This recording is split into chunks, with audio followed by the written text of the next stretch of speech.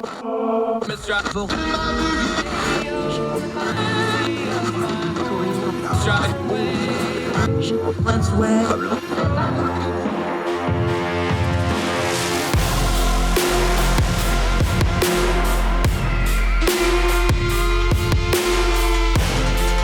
your host, Andrew Donaldson. This is Heard Tell. Welcome back to Heard Tell. Okay, let's talk a little zoning, planning, city planning, urban planning, all kinds of planning, or more specifically, the lack thereof. And then you do some planning to try to make up for the non-planning, which makes it even worse. This is the guy to talk about it. He's actually got a whole book out about it. We'll talk about it in just a minute. He is a graduate of Rutgers. He's been doing all kinds of media on this. I'm excited to talk about this book because it really is an important topic that actually affects just about everybody, one way or the other. Nolan Gray joining us. How are you, sir? Thank you so much for the time today. Well, thank you for having me. It's a pleasure to be here. Fantastic. We usually don't let Rutgers people come on unsupervised, but we'll make an exception for you, my friend. Sorry, I'm a WVU guy. The old grudges die hard. Well, it's even worse. Every conference. In my heart of hearts, I'm a Kentucky fan, so even worse for you. Yeah. No, Rutgers doesn't give you a lot to inspire loyalty from an athletics perspective. But I do bleed blue. People that don't know, a huge amount of WVU's enrollment actually comes from New Jersey. So that's part of the in joke of that. Not that anybody cares about it. Yeah. Let's start with some nomenclature, because here's the problem with things like this is they get buzzwordy online really fast, especially in social media, and people have their little clicks and they'll talk about, affordable housing, or they'll talk about zoning.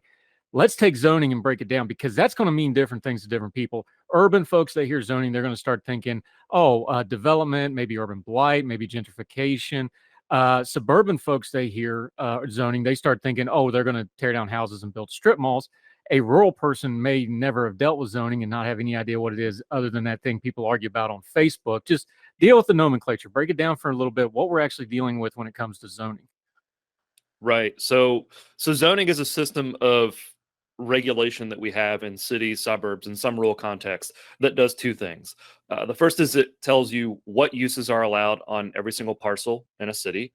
So broadly speaking, that's residential, commercial, industrial. But then within each of those categories, there are subcategories. So in some residential areas, you are not legally allowed to build an apartment. In others, you maybe can legally build townhouses, but not a duplex. In about 95% of the typical U.S. metropolitan area, it's illegal to build anything other than a single-family home, detached single-family home in a residential area. We'll talk about that, how that ties into housing affordability issues.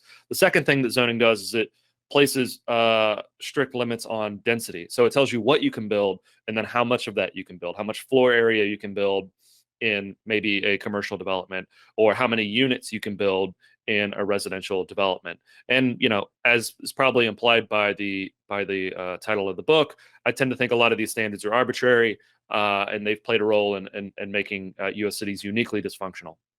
Yep, that's called a segue. We call it Arbitrary Lines: How Zoning Broke the American City and How to Fix It. That's Nolan Gray's book. We're going to link it in the show notes. Make sure you buy the book and read its entirety. Let's start right there, though. Arbitrary line. Here's a problem we have where it's a language problem, because we keep talking about government and zoning and regulations as if there's these things that drop out of the ether. No, these are government things, but there's people behind there making those decisions, which means good, bad, or indifferent. You get the biases of those people, you get the experience level of those people, and you get the competence level of those people. Demystify it a little bit, because I think that's part of the problem when we deal with something like zoning is it's like, somebody somewhere is doing that. No, there's people doing this. And to really understand the problem, you got to understand the people that are making that decision, right? No, that's exactly right. I mean, I think the way that zoning traditionally certainly was framed was, okay, let's get all the smartest guys in the room and come up with a master plan that's going to control every little detail for what you can and can't do on every single lot in a metropolitan area over the next 50 years, right? So it's very kind of this mid-century modern kind of idea of, we can just get the elites all together and solve this problem, and deal with problems like incompatible neighbors, or deal with problems like coordinating growth with new infrastructure investment. I think you made this point very well. It doesn't end up working out exactly that way. Certain biases come into the picture. People start using some of these rules as a way to maybe suppress new construction. For example, if I'm a property owner, right? If I own some office floor area, it's in my interest to prevent other people from building more of it, so the price just keeps going up. Or if I own residential property in a community, right? It's at least partly to my benefit to block new properties from getting built. That increases the value of my asset. And that's kind of this dysfunctional flow that we've gotten into in many cities. And then, of course, it's been used as a tool for segregation. Of course, in the U.S. context, both on the basis of race, but also income. If you can say, hey, if you want to build a home in this neighborhood, you have to have at least 2 acres of land, even though the market might sustain maybe 5,000 square foot lots. If you have the power to say, set standards like that, you have the power to determine who can and can't live in any given neighborhood.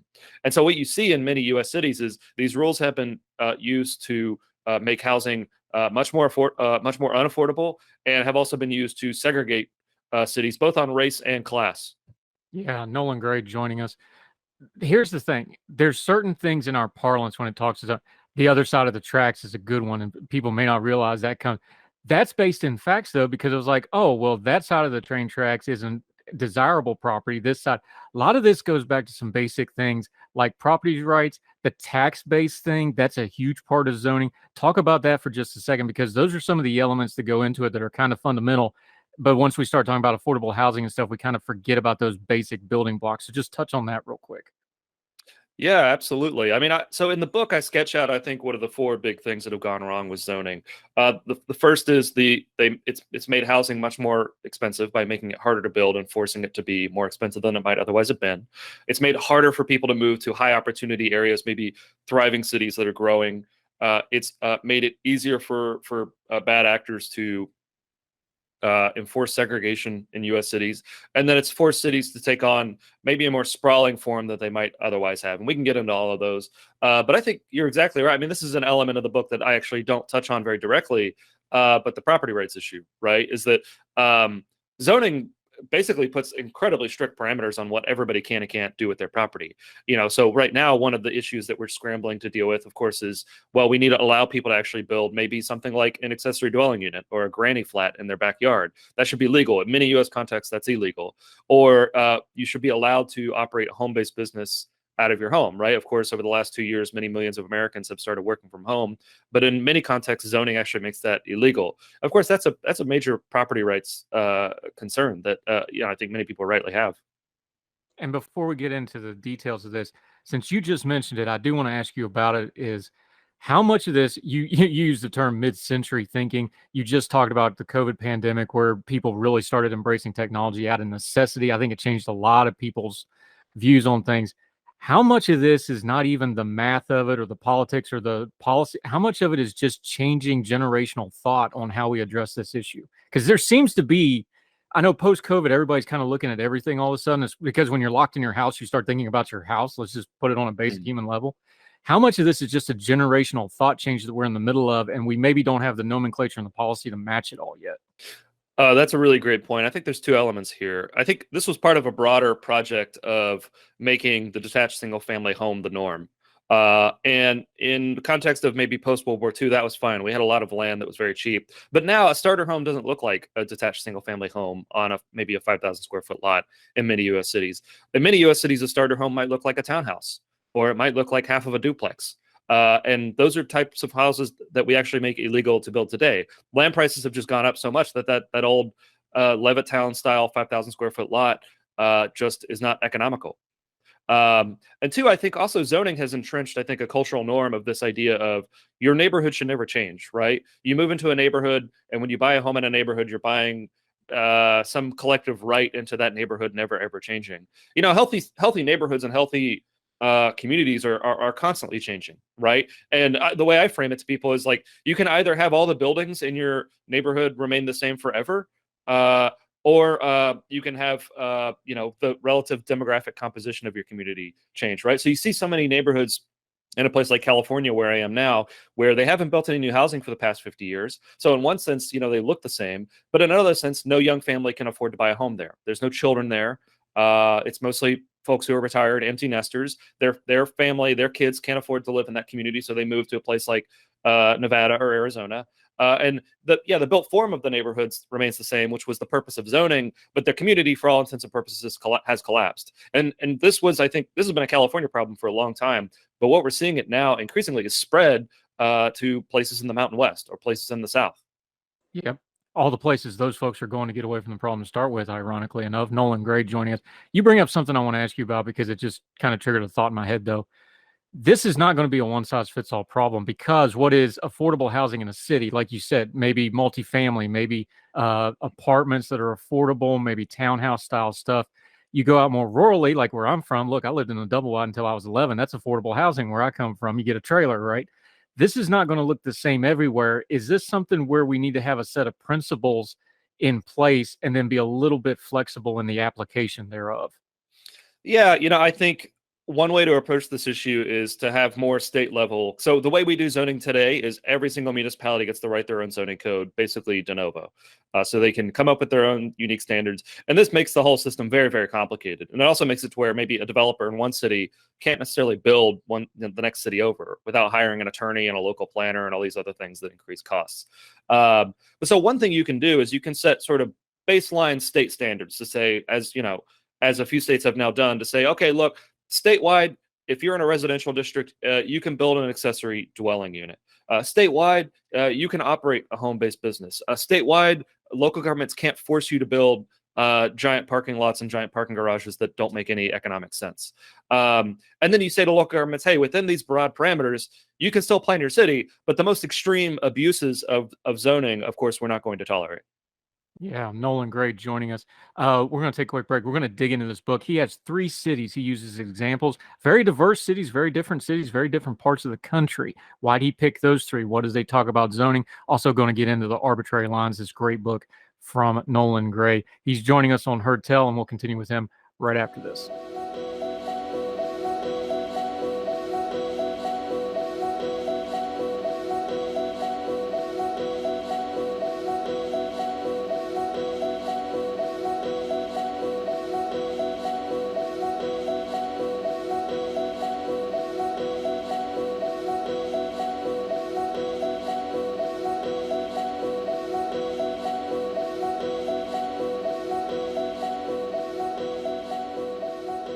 Welcome back to Heard Tell. We are talking to Nolan Gray. He's got a great book out on zoning and urban planning and city planning, how zoning broke the American city and how to fix it. Arbitrary Lines, great title, by the way. Love it. Okay, let's dig into this a little bit. The core of the book, you took 3 cities as living examples. These are cities most people would know just on name.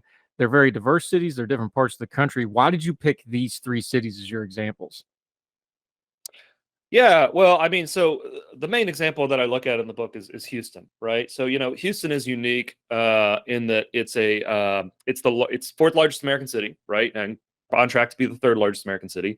It's incredibly affordable, despite a few decades of just exponential population and income growth, and it's also unique in that it's the only major American city that does not have zoning. So what does this mean? This means that Houston doesn't have the citywide system of regulation that says what uses are allowed on every single property and at what density. Of course, they have a whole bunch of other rules to deal with things like nuisances or preventing development in environmentally sensitive areas, or they even engage in a whole bunch of stuff that people generally think of as city planning, like parks planning or streets planning.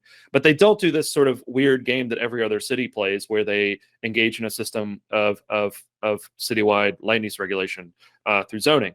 And so, what gets you is actually a relatively successful city. They have, as I say, they have other mechanisms for engaging in city planning, but they've been able to remain relatively affordable as, more zone cities, of course, now struggle with these issues.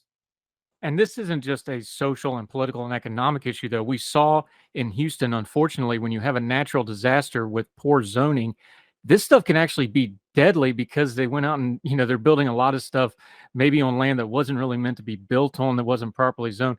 That actually had a huge effect in the city of Houston also. Well, so it's tough. I mean, a lot of the wetlands development in metropolitan Houston was happening in the suburbs, which in most cases have conventional zoning. And then there are separate wetlands development is generally dealt with through separate ordinances, right? So you'll have rules that say what you can and can't build in wetlands. And of course, that was separate of zoning, and Houston was a little too callous about that going into, for example, a Hurricane Harvey. But yeah, I mean, I actually not having zoning in Houston is probably a huge asset in the recovery period, right? So Houston actually experienced population growth the year that the hurricane hit, and it's partly because it's so easy to rebuild in Houston, right? Properties that get destroyed, you can fairly easily rebuild them and then build them to higher standards than you could maybe in a place like Los Angeles or San Francisco, where of course there would be much stricter regulatory rigmarole, and the actual regulations make a lot of what currently exists illegal. Houston, of course, doesn't have all those problems, so it's very easy to build, and it's very easy for the city to adapt and change over time. You took a couple cities that maybe not as famous as Houston, which I think a lot of people will be shocked at how big Houston is. It's the fourth largest city and growing. You talk about Minneapolis, you talk about Fayetteville, you talk about Hartford. Minneapolis, of course, is a big metro. Fayetteville, Hartford, more kind of maybe mid-level to large cities. Why those cities? What got your attention there? Yeah, so I mean, all across the country, cities are contending with liberalizing these regulations, right? Because there's broad recognition now that these rules are standing in the way of letting cities adapt and grow over time. So Minneapolis, of course, abolished a policy called single-family zoning. This is what I was referencing earlier. These are rules that basically make it illegal to build townhouses or duplexes or small apartment buildings in the vast majority of most U.S. cities. Minneapolis scrapped those rules, and they're still tinkering with them. But it's starting to allow for more of this infill housing development. So you can get smaller, more affordable housing typologies in existing neighborhoods, leveraging existing infrastructure. And that helps to keep the city affordable. I like the example of Fayetteville, Arkansas, because I think a lot of people tend to think like, oh, okay, big cities have these problems. Big cities are going to do zoning reform, but maybe a mid-sized college town like Fayetteville, that's not really relevant to us. I'm from Lexington, Kentucky, which is a very, very similar context to Fayetteville. And you look at Fayetteville and they've said, okay, hey, we're going to we actually want more infill development. We want to legalize those main street developments, those main street storefronts that so often in many small towns just sit empty. Let's get rid of some of the rules that block entrepreneurs in our community from leveraging some of those properties and revitalizing some of our streets. And one of the rules that they zeroed in on were parking mandates, which say if you want to operate a shop or if you want to build maybe a small apartment building, you have to build a huge parking lot, right? I mean, this is why you drive on any major corridor in America, and there are these huge empty parking lots that are so big that they don't even fill up on Black Friday. If they don't fill up on Black Friday, they probably don't need to be built that big. But so Fayetteville said, we're going to scrap some of these rules. Hartford, of course, in Connecticut, similar story, right? This is much more of a Rust Belt dynamic, a city that's experienced population loss. But they're liberalizing a lot of these rules too, to say, hey, we want people to come back into our community. We want people to invest and build. Let's get rid of some of the regulatory barriers to people doing that. One of the keys to the book that you really wanted to focus on was there's been all these different ideas and thoughts about zoning and urban planning and city planning over the years. You wanted to try to bring them kind of together into a little bit more of one cohesive thing to try to understand the problem. Just for a layperson that doesn't know all the nomenclature, maybe doesn't know a lot about zoning, what's 2 or 3 of the things that they should know if they go to like discuss this online with their friends or on social media? I'm sure they see the trends every now and then, something will pop off on Twitter or Facebook. What's the couple things they should be looking for in those discussions that should really pique their interest and like, okay, this is something I need to pay attention to? That's a really great question. I mean, I would say first, a very common misunderstanding: zoning doesn't get anything built. Zoning only stops things from being built, right? So, for example, when you have a policy like single-family zoning and you get rid of it, that doesn't mean that it's no longer legal to build a single-family home. That just means that it's now legal to build things other than single-family homes, right? So you get this confusion quite a lot. Same with parking mandates. People say, well, we can't get rid of parking mandates because we still need parking in our community. Well, the mandate just says we're not going to force anyone to build it. If a developer still wants to build this parking or feels it's necessary to lease out or sell a space, he or she will build that parking. A mandate just says the government's not going to force you to do it anymore. That's the first. The second is, I would say, consider the downstream cost of a lot of these policies, right? I think a lot of people, they maybe support some of these policies and, concerned about things like community character, or maybe extremely concerned about how a development's going to change their community. The alternative is never for a neighborhood or a community to stay the same, as I was kind of saying earlier, right? If you don't build those additional housing units, your city's going to change. It's just going to become much more expensive, and working class families are no longer going to be able to afford a home. They're going to have to leave. They're going to have to move away. Your city's going to become less diverse, less dynamic. If you make it hard for that new business to open up in a storefront, The alternative might just be that storefront sits vacant, as is so often the case in many U.S. cities. And consider the downstream costs of a lot of these rules, right? If we make it hard, if we add rules and layers and extra onerous processes that make it hard to build over time, that just makes it impossible for these cities to grow and remain dynamic over time. Yeah, Nolan Gray joining us. He's the author of Arbitrary Lines, How Zoning Broke the American City and How to Fix It. Let's talk about that fix it part, because we started this conversation talking about it. Behind all the zoning and the whether you want to call it, land use regulation, zoning, whatever, there's always going to be people behind these policies. If you go to a post-zoning America, what's some of the things you put into place to make sure that the same people problems don't pop up again? Because we know the policy is only as good as the people that implement them. What would that look like? What would those steps be to keep some of the human factors from ruining whatever comes after zoning if we did repeal it? Yeah. So, I mean, I critique zoning, but of course, I think you still need certain land use regulations. Absolutely. The question is, like, how should they be structured? So I think a few things. One is regulate the impacts that people actually care about, right? So in the current system, we say, okay, we don't want a corner grocery coming into this little neighborhood because we're worried that it'll make too much noise and generate too much traffic. So we're just going to ban the corner grocery. Well, I would say if you're concerned about the noise and you're concerned about the traffic, regulate that or put prices on that. Right. So, we can say, hey, yeah, noisy neighbors are a problem. We're going to have relatively clear rules that are enforced consistently and fairly on noise. Or, yeah, traffic is a problem.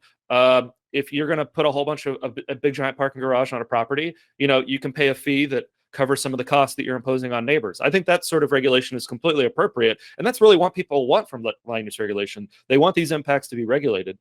I would say the second thing is a recognition of the extent to which a lot of these problems solve themselves, right? So if you look at unzoned contexts like Houston, the nightmare scenario of an oil refinery opening up in a suburban cul-de-sac, it just doesn't materialize in practice, right?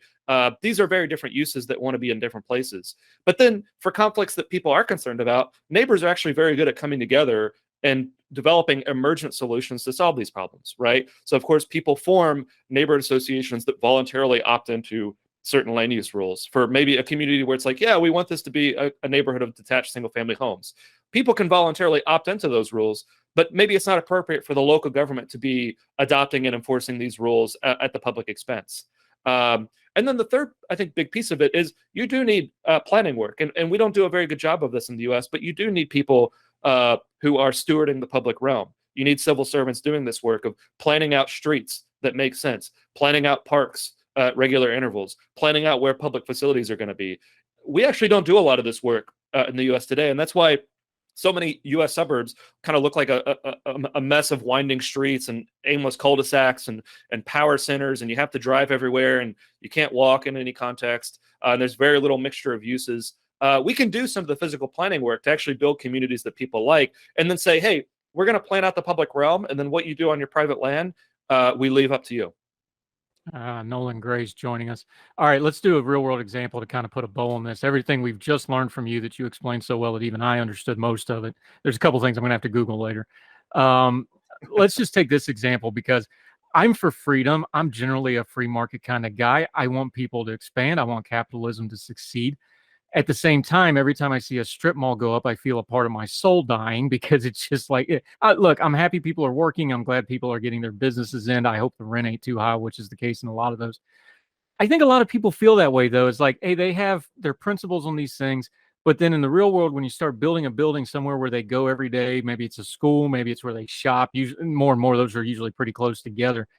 That's a common feeling with people, though. You see it over and over again. How do they start squaring those two things of like, well, I want affordable housing and I want, good urban planning, but I also want things like I like. How do we square those things out in a pluralistic, diverse society? Because that's just a real question, because people are still going to feel that way, even if they have the principles and belief system, right? So how do we bridge that?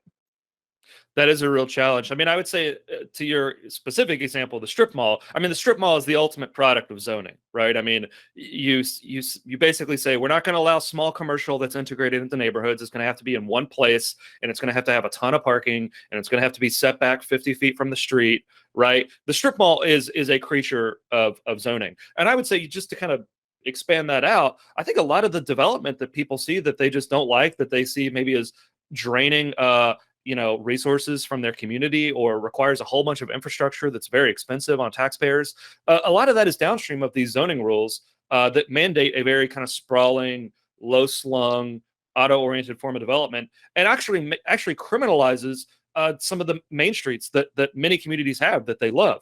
Right, so that traditional development of ground floor shops and then apartments over top. Not everybody wants to live like that, and I respect that, but a lot of Americans do. And if you actually look at the numbers, right, those inner suburban neighborhoods that have a mixture of maybe a duplex next to a single family home, next to some townhouses with a deli on the corner, maybe a barber shop within walking distance, maybe a doctor's office, maybe somebody's a lady is offering musical lessons out of her home, right? These are the kind of communities that were strong and resilient and that remain extremely desirable, and they're actually completely illegal to build in many U.S. cities today. And I think when you sort of make people realize this, it immediately starts to click.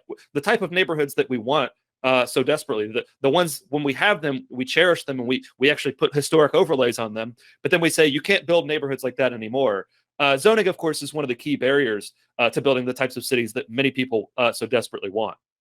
Yeah, and not to bash on the strip malls, but there's ways to do that even in suburbia, where I know there's a large development. I got to watch it be built because it was a field when I first moved down there, and they built the shopping area with the movie theater and the restaurants and all the different various use stuff, and they put the mid-level to middle high range homes, single family homes on one side, and then they put the apartment community on the other side, all same developer, and both are walkable to the shopping in the middle. There's ways to do this that make not everybody happy, but a lot of people happy, and everybody say, what's the key here? Is it politically? Is it policy? Is it a ratio between the two? For us that want to advocate with our elected officials, which is where this stuff always goes through, and then the money people get involved. So we're real about this.